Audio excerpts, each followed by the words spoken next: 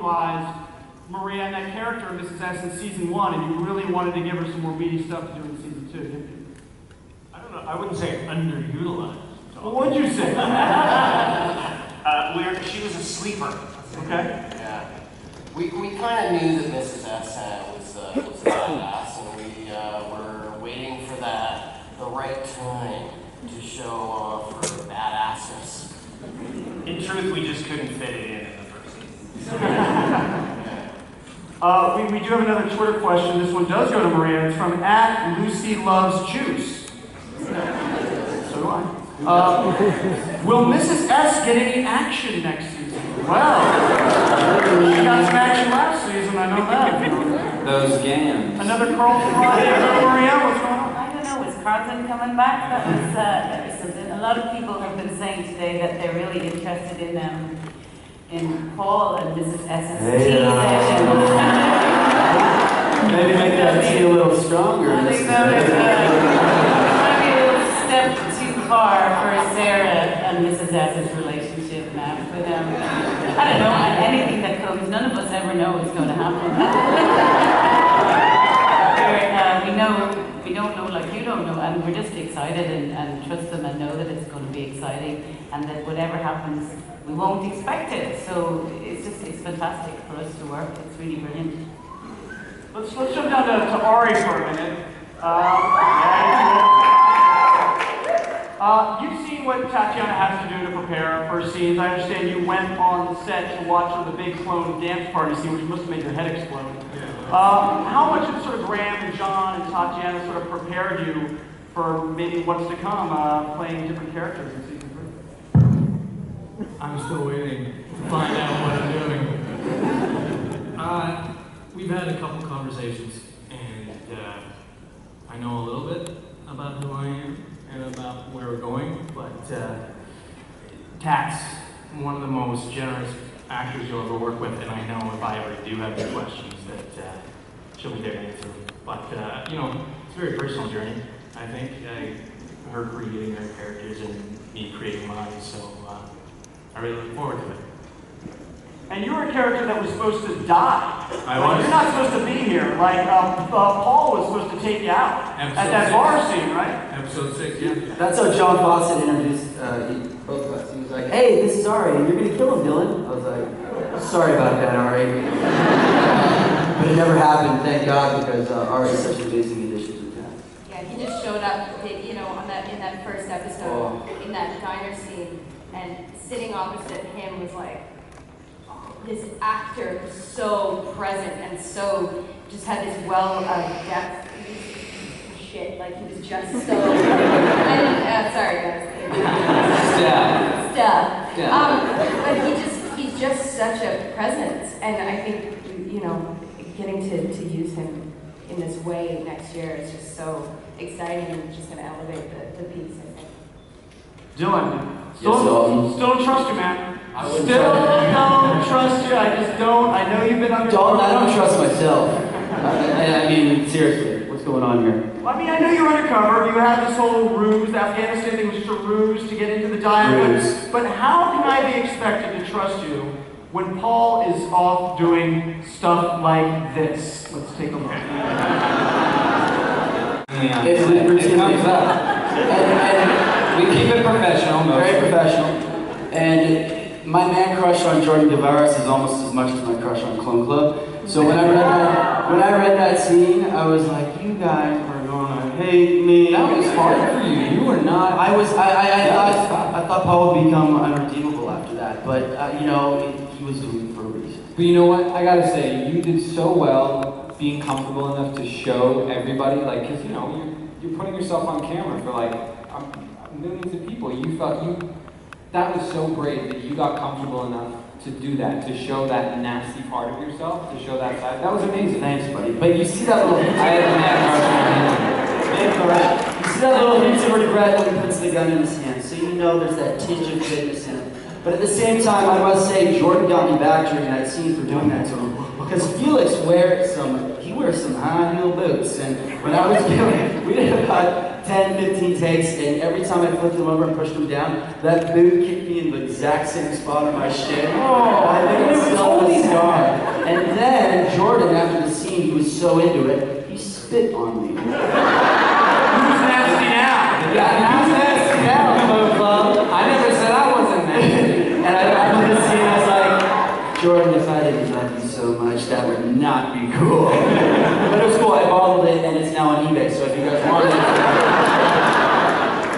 All right, well, we saw Paul taking charge in that last clip. There's another guy who took charge, right? A guy who's not... His name is Donnie, and here's what happened when Donnie decided to push back. The Clone Club needs answered right now, for once and for all. Where does Donnie do his underwear shopping? Because the guy's in his underwear a lot. It's like the least sexy underwear. They're like tiny whities, but they're kind of baggy in places. Frumpy, just really frumpy. We call those droopy draws, right? Droopy draws. Droopy draws. On right now? Droopy draws are us. That's a cartoon character. No, that's Droopy Dog. Oh my god.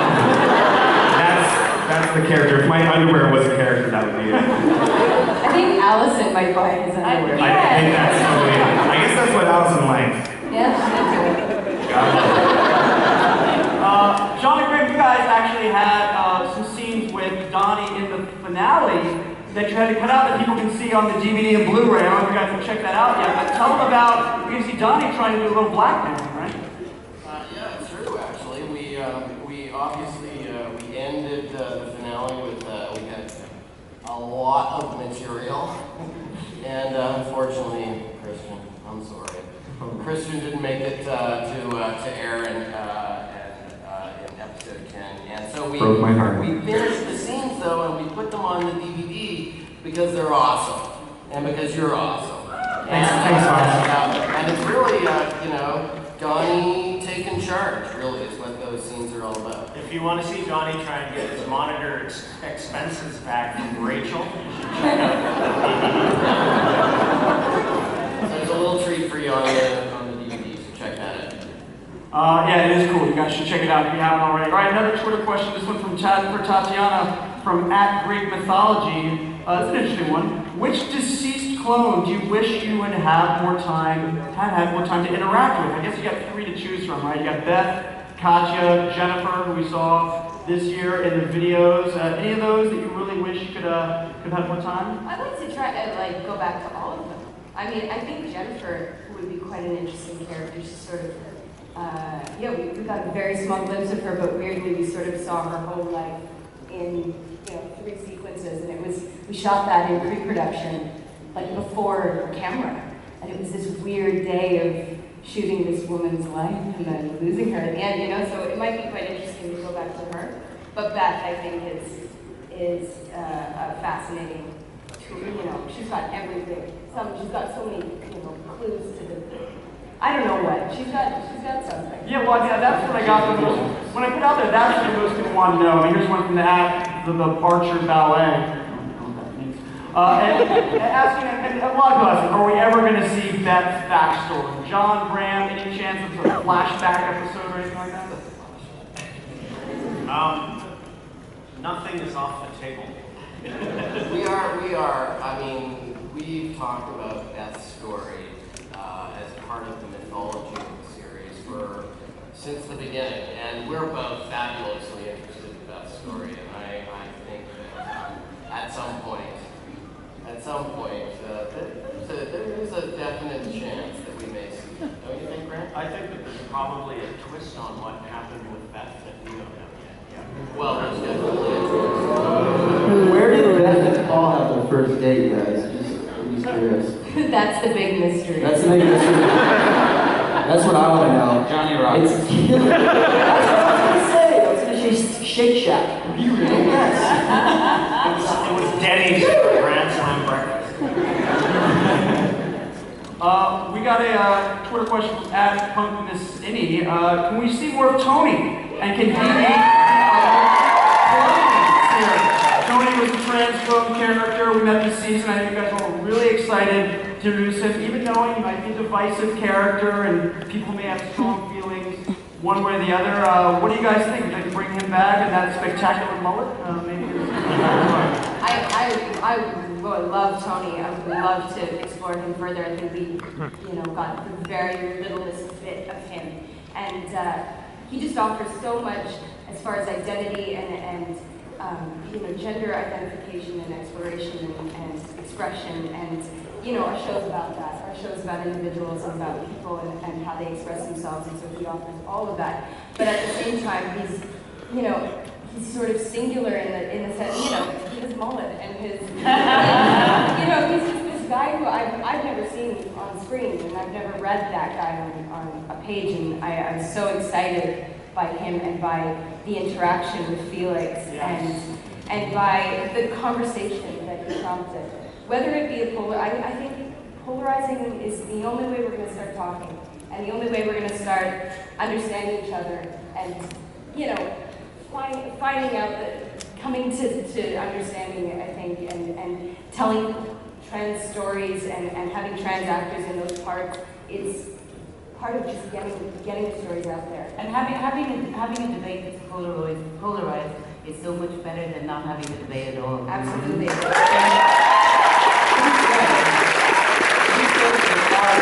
Has to be something that you are innately comfortable with all the time. When something makes you uncomfortable or it makes you think, why suddenly is that not a good thing? I'm fairly certain, or at least the way that I think about art, is that it can make you feel warm and fuzzy, it can make you think, it can make you uncomfortable. So long as it moves you in some way, that's artistic. So we accomplished exactly what we set out to do. And I think Felix changed so much by meeting Tony. We talked a lot about the mirror, the sort of way that Tony kind of goes, look at yourself, man, like, we're the same. You think you're special, you think you can evade you think me. you can, play this game in front of me and I'm not going to see through it. And so they sort of really have this equality and this sort of, which is...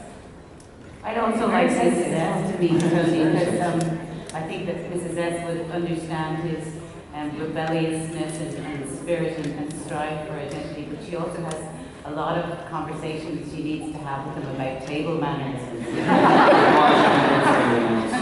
Yeah, I would love to see Mrs. S and Tony having whiskeys for an evening and chatting. That would be the best. John, Graham, anything you guys want to add to that? Well, only, my favorite part of that was the super hot kiss.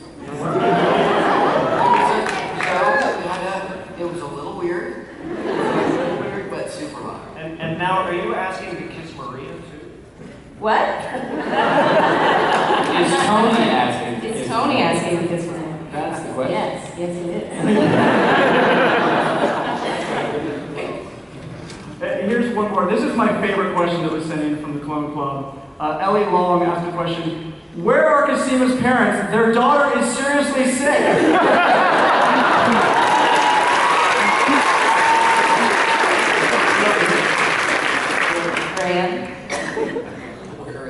I guess they're out in Berkeley. Maybe they're a little disengaged. They don't own a car, so they're like walking really slowly. I've always wanted to meet some parents. Well, we've talked about meeting Allison's mother. Yes. Played by Phyllis Diller. Who would play Who should play Allison's mother? Catherine O'Hara. Get on that one. All right, Or Mimi Rogers. we're going to get to your questions in just a minute because they love to interact with the Clone Club. But first, before we do, check out this fun clip featuring some of the memorable moments from season 2 of Orphan Black. Check it out.